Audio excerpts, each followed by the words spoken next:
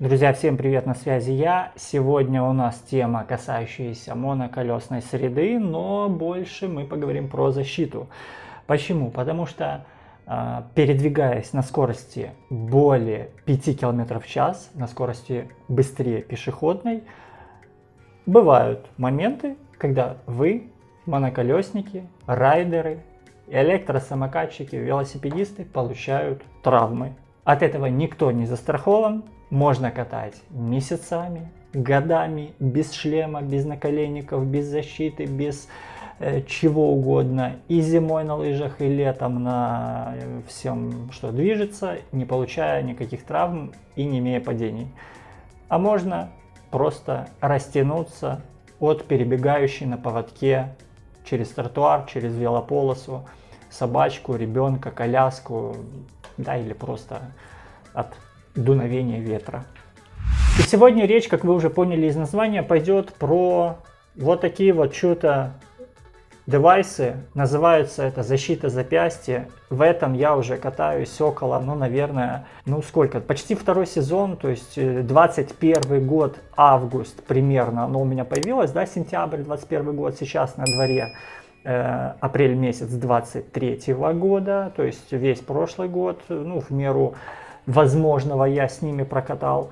В 90% случаях, выходя с моноколесом на улицу из квартиры, я надеваю запястье и зимой, и летом. Иногда, иногда не надеваю, или иногда беру с собой, но не надеваю. Сегодня, точнее вчера ко мне пришли с Алиэкспресса вот такая вот защита, решил опробовать. Расскажу более детально про эту защиту и несколько сравнений по сравнению со старой. Какие, на мой взгляд, есть минусы и какие, на мой взгляд, есть плюсы.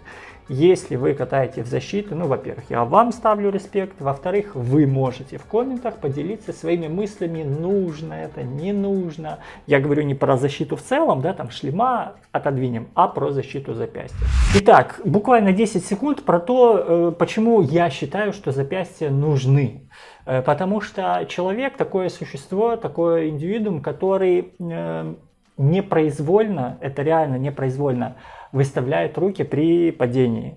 Да, можно отрабатывать какие-то кувырки и так далее, но это все нарабатывается с годами. По факту, если обычный человек не подготовленный или подготовленный, но не сталкивающийся с этим ранее, зимой подскальзывается на льду, на лыжах, на сноуборде, он всегда что делает? Выставляет перед собой руки. Он всегда, падая, допустим, назад, ставит руки всегда назад. И, соответственно, если вы выставляете перед собой руки, то падать вы будете как раз на кисть. И вот для того, чтобы кисть у вас не сложилась пополам, и потом вы не ходили в гипсе, вот существуют такие вот девайсы. Этот девайс, что этот, он несет две составляющие. Он в первую очередь не дает кисть вам сложиться буквой Г, а во-вторых, он защищает от скольжения. То есть, когда вы по поверхности скользите, то вот эта вот пластина, да, которая находится в нижней части, она, хочется верить, дает возможность проскользить и не счесать кожу до кости. Значит, что у нас более привычно? Более привычно вот такая вот у нас пластинка, это пластик, не знаю, делают конкретно эту модель из металла или нет. В внутренней части, там где у вас ладошка, если вот видно, вот такая вот выступающая часть, видите, выступающая мягенькая часть, то есть она у меня находится вот в этой части. Вот в этой части, и в принципе мне комфортно, удобно лежит рука.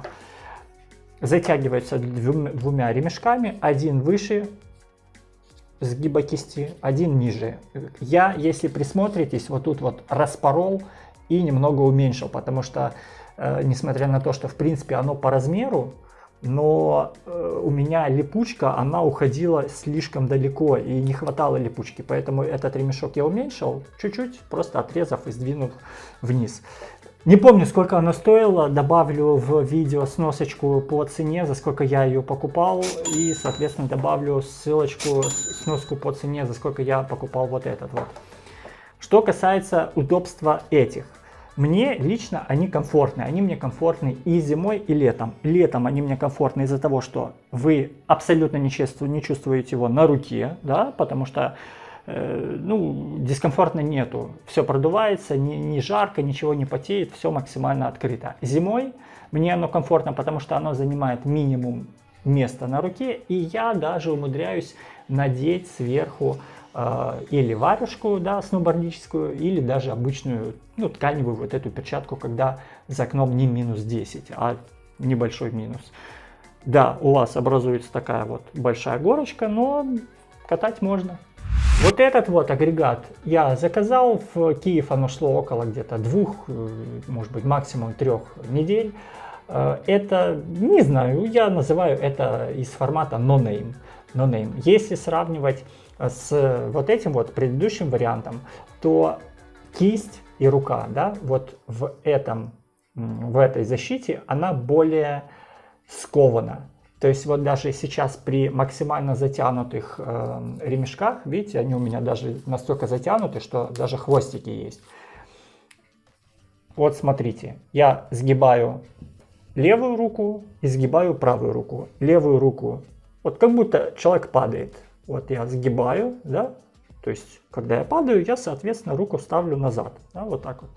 Оп, я сгибаю. То есть, видите, за счет того, что сверху у меня нету ни пластины, ничего, то сколько бы я эти ремешки не затягивал, у меня, есть какой-то запас за счет этой пластины, чтобы я сгибал руку. Правую руку, от вас она левая, от меня она правая, я сгибаю, вот это максимум, который я могу согнуть. То есть вот сравните. Вот правую я сгибаю и левую. То есть правая рука, она, ввиду, видимо, строения, ввиду, может быть, вот этой вот пластины, она меньше подвержена вот такому вот излому. Следующий момент. И тут пластик. И тут пластик.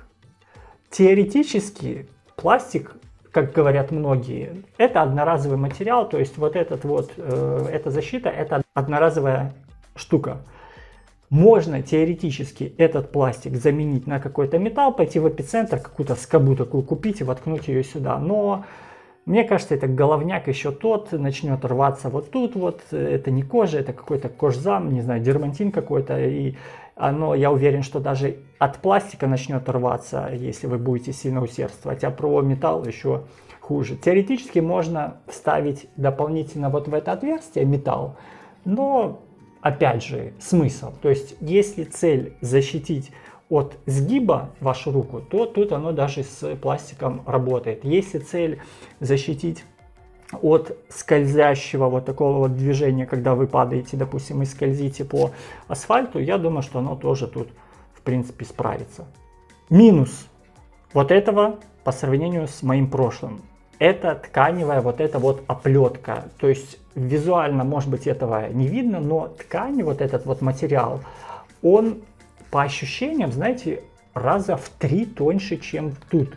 То есть тут эта ткань, как будто вот знаете, где-то я сейчас даже за поворот, за дерево зацеплюсь, буду ловить какую-то ветку или забор, и все, и она тут просто прорвется. Тут ткань плотная, толстая и даже весьма, весьма мягкая. Тут, по сути, эта ткань, я не знаю, из чего ее делали, цена соответствует качеству. Цену на эту я добавлю, это не какие-то заоблачные деньги. По сравнению с защитой, конечно, это копейки. По сравнению, имею в виду, что с профессиональной защитой. Я не топлю за то, чтобы вы покупали всякое гуано, но на любой товар есть свой покупатель. Кто себе может позволить шлем по стоимости в пол колеса, моноколеса, welcome.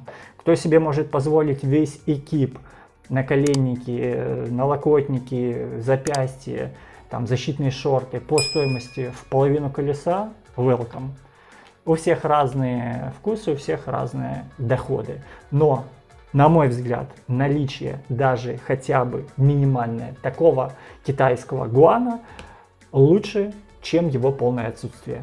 Даже сейчас, пока я с вами тут общаюсь, я чувствую, что вот этой руке жарковато, да, то есть вот в таком состоянии, в таком подготовленном к поездке состоянии, я чувствую, что мне вот намного тут теплее, чем тут.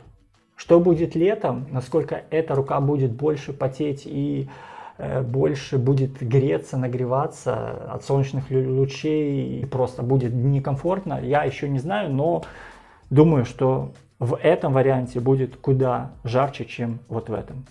Друзья, вот такой вот коротенький видеоролик о такой китайской алиэкспрессной защите, ну, мы не будем скрывать, начального уровня, доступного по цене, но при этом более эффективно, чем ее полное отсутствие.